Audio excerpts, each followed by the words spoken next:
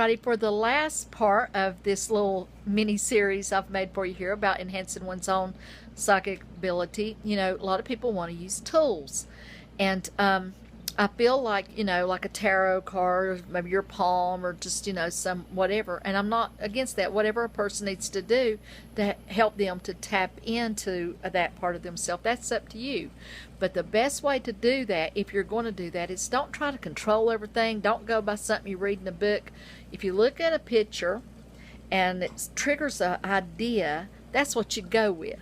It's just a tool to help you tap into your own mind. But sometimes it can help you separate from yourself, I guess you might say, to get past all the noise, to help you to maybe get a hold of a situation or an idea or whatever. But that's up to you, and there's lots and lots of books out there that can help you. But again, best way, if you're, determined to do that, is just, that was my chihuahua, it's just forget what you read and just kind of go with what you feel when you look at a certain thing, and then later see how that lines up with what is actually going on. In other words, trial and error. Trial and error. That's the best teacher there is just have some experiences and see how that goes.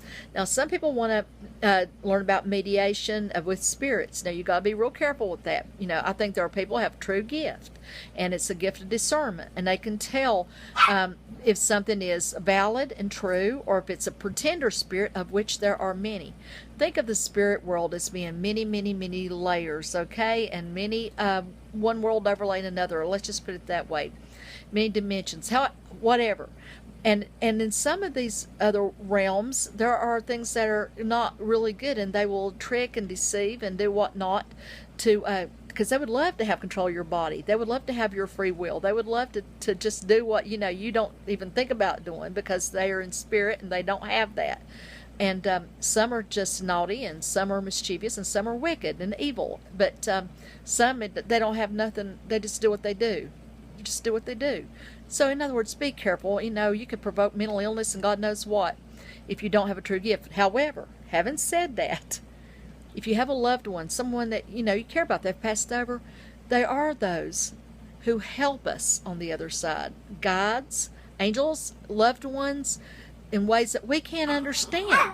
They help us by maybe whispering in your ear, giving you a little nudge, by helping guide you in ways, again, through dreams, especially early morning. Even if you don't remember them, if you wake up and you got them on your mind, you probably had a visit. And whatever they gave you is there when you need it.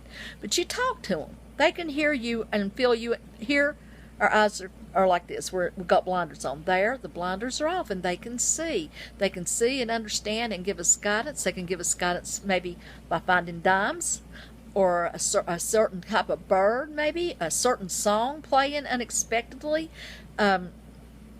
dream, a special, different kind of dream, usually early morning. So yeah, they do work with us, and they do help us, and that's what I believe. You don't have to believe it, but that's what I believe, and I'm going to hold on to that because I believe it for a reason. And I feel like, talk to them. They can give you little signs, like I said, being at the right place at the right time, having a gut feeling, not knowing where it come from.